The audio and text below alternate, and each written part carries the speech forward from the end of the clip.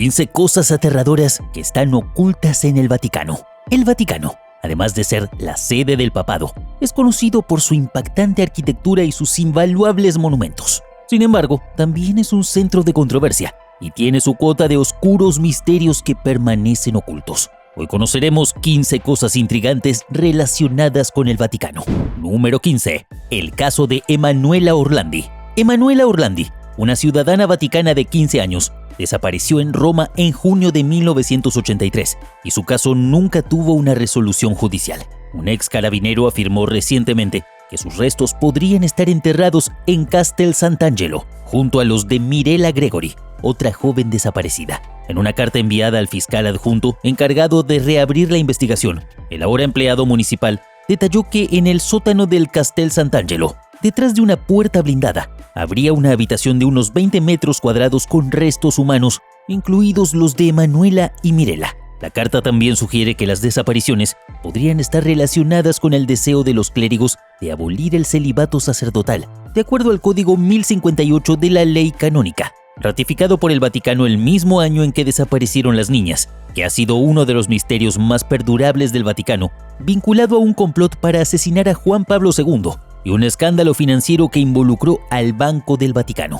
Número 14. La necrópolis del Vaticano. Debajo de las calles adoquinadas de Roma se esconden miles de años de historia. Las excavaciones siguen desvelando antiguos tesoros y mitos que nos permiten comprender las raíces más antiguas de la cultura romana, aunque únicamente se ha desenterrado el 5% del subsuelo de la ciudad. Bajo la basílica hay 2 niveles. En el más profundo se encuentra la antigua necrópolis y en el nivel superior se encuentran las grutas vaticanas. Bajo las iglesias de la ciudad, al igual que en la Basílica de San Pedro, es frecuente encontrar antiguos templos adornados con mosaicos, pinturas y hermosos sarcófagos dedicados a los dioses romanos, restos bizantinos y necrópolis con tumbas cristianas y paganas. Pero el que llama la atención es la tumba del apóstol San Pedro, sobre el que aún se realizan excavaciones para localizar sus tan venerados restos.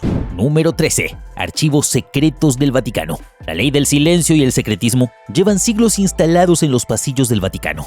El mayor depósito de confidencias papales y de la Iglesia Católica se encuentra en los archivos secretos del Vaticano, un búnker situado entre la Basílica de San Pedro y los museos. Aquí se conservan 17 millones de páginas de documentos que abarcan 12 siglos en más de 85 kilómetros de estanterías. En febrero de 2003, el Papa Juan Pablo II permitió acceder, aunque de manera restringida, a los primeros documentos de este archivo. Actualmente se le conoce como Archivo Apostólico Vaticano, gracias al Papa Francisco. Entre los documentos se encuentran las actas de los juicios contra los caballeros de la Orden Templaria, una queja de Miguel Ángel al Papa Julio II, notas sobre el juicio a Galileo Galilei y cartas de figuras como Mozart, Carlomagno, Voltaire, Lincoln y Hitler. Sin embargo, uno de los grandes secretos sigue siendo la relación del Papa Pío XII con el nazismo y su supuesta connivencia con el Holocausto. Número 12. El mito de la máquina del tiempo del Vaticano. El hermetismo del Vaticano frente a ciertos temas ha dado pie a muchas leyendas sobre lo que sucede en su interior, incluyendo la supuesta existencia de una máquina del tiempo capaz de captar imágenes del pasado. Esta teoría, nunca comprobada por la ciencia ni por la Iglesia, comenzó en 1972, cuando un periódico italiano publicó una noticia inusual: la creación del sacerdote benedictino Marcello Pellegrino Ernetti, junto a un grupo de científicos, de una máquina que fotografía el pasado. El sacerdote François Brun recopiló esta historia en su libro El Nuevo Misterio del Vaticano, donde relató que Ernetti le confesó los secretos del aparato bautizado como cronovisor, que supuestamente podía transmitir en una pantalla las imágenes y sonidos del pasado basándose en que la energía no se crea ni se destruye. Los sonidos e imágenes del pasado quedan suspendidos en el espacio y el cronovisor captaba esa energía recomponiendo en escenas similar a un televisor. Según Brun, Ernetti logró ver la pasión de Cristo, desde la última cena hasta la crucifixión, y supuestamente tomó una fotografía de ese momento. Aunque esta historia sigue siendo un mito, Ernetti insistió en la veracidad del cronovisor.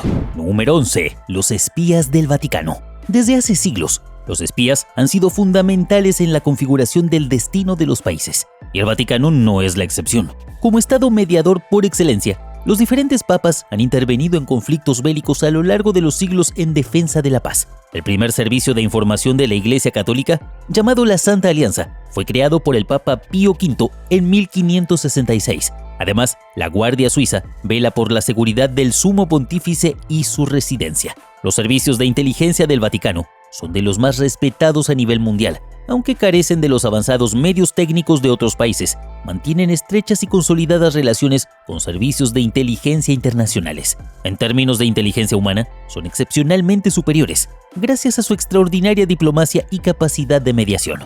Esta confianza se basa en que los servicios de la cúpula de San Pedro no persiguen intereses territoriales, políticos ni económicos, sino que buscan velar por la moral, la ética y el bien común.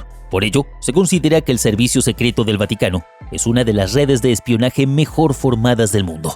Número 10. Transacciones ilícitas. Este es uno de los secretos más grandes y controversiales que envuelven a la Santa Sede, como poseedor de inmuebles de valores multimillonarios en varias ciudades y acciones y sociedades en paraísos fiscales. En octubre del 2023 se abrió una investigación sobre malversación de fondos sobre el cardenal Angelo Becciu y otros 9 acusados. El juicio se centró en la inversión de 350 millones de euros realizada por la Secretaría de Estado del Vaticano para convertir un antiguo almacén en Londres en apartamentos de lujo. Los fiscales alegaron que los monseñores y agentes del Vaticano le cobraron a la Santa Sede decenas de millones de euros en honorarios y comisiones y luego la extorsionaron por 15 millones de euros para que se diera el control del edificio. Un tribunal del Vaticano declaró culpable al cardenal y lo condenó a 5 años y medio de prisión, en un complicado juicio financiero que sacó a la luz los trapos sucios del Estado y puso a prueba su sistema judicial.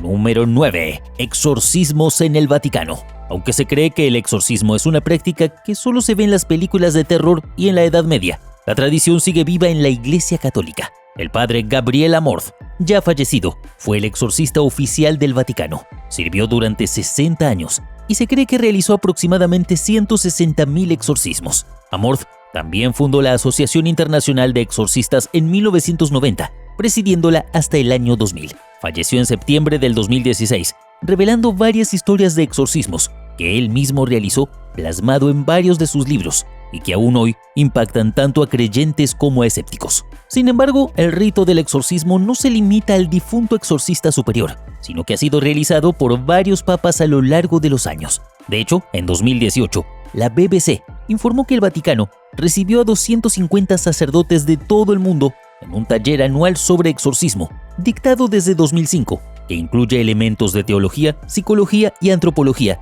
para tener una visión completa y multidisciplinaria de la situación.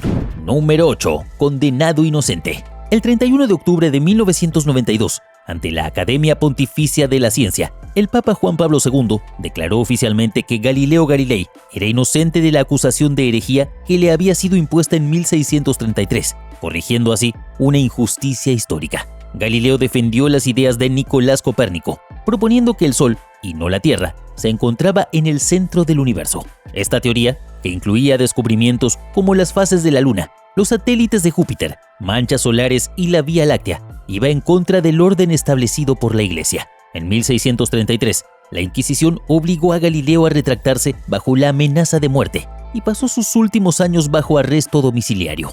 La Iglesia no podía admitir la veracidad de las teorías de Galileo y Copérnico en el siglo XVII, ya que esto hubiera causado una crisis en sus fundamentos religiosos y sus instituciones.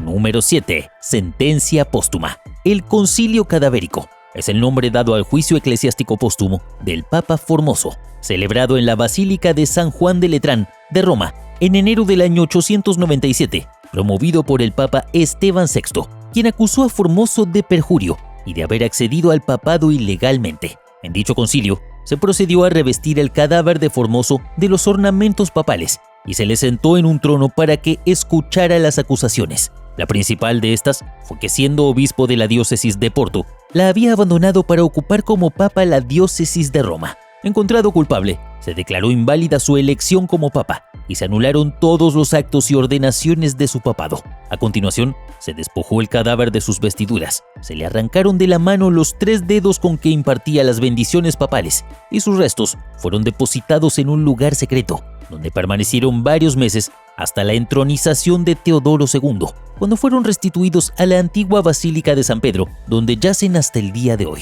Número 6. Los mensajes ocultos en la Capilla Sixtina. El Papa Julio II encomendó a Miguel Ángel decorar la bóveda de la Capilla Sixtina, creando una obra de arte sin precedentes que representa la manifestación del poder divino sobre la tierra. Sin embargo, algunos expertos creen que esta obra, aunque parece un trabajo típico del Renacimiento, fue en realidad una sutil rebelión contra la figura del Papa. ¿Cómo? Incorporando detalles ocultos que enfatizan el poder del hombre sobre lo divino. En su investigación, Silvio Goren y colaboradores sostienen que Miguel Ángel incluyó su propio rostro en varios personajes, como Jeremías y San Pablo, en el juicio final. Además, en lugar de pintar a Jesús, el artista representó al profeta Zacarías con el rostro del Papa Julio II. También, en la representación del primer día de la creación, se aprecia en el centro del pecho de Dios la glándula pineal, aportando un significado divino. Estos detalles sugieren una intención de ocultar personajes y tradiciones de la Biblia hebrea, eludiendo la censura papal. Goren afirma que la Capilla Sixtina refleja la audacia y genialidad de su creador. Número 5. Manuscrito bíblico. El Codex Sinaiticus y el Codex Vaticanus son las dos copias completas o casi completas más antiguas del Nuevo Testamento en su idioma original, el griego. El nombre Codex Sinaiticus se debe al lugar donde se descubrió, el monasterio de Santa Catalina, en el monte Sinai, y el del Codex Vaticanus en la Biblioteca del Vaticano. El Codex Sinaiticus incluye gran parte del Antiguo Testamento en griego junto con el Nuevo Testamento completo. El Codex Vaticanus es uno de los manuscritos más antiguos conservados de la Biblia, que originalmente contenía una copia completa de la Biblia de los 70 o Antiguo Testamento y del Nuevo Testamento en griego. Sin embargo, las páginas 1519 a 1536 se perdieron y fueron reemplazadas por un suplemento minúsculo del siglo XVI. A pesar de estas lagunas, sigue siendo un manuscrito valioso. Número 4. El Papiro 75. El Papiro 75 es un manuscrito del Nuevo Testamento en griego antiguo. Originalmente contenía cerca de 144 páginas, de las cuales 102 han sobrevivido, ya sea en su totalidad o en parte. Este papiro contiene aproximadamente la mitad del texto de 2 evangelios, el de Lucas y el de Juan. Está fechado a principios del siglo III, según la edición, y es uno de los manuscritos más antiguos del Evangelio de Lucas, que contiene además el Padre Nuestro más antiguo conocido y uno de los fragmentos escritos más antiguos del Evangelio de Juan.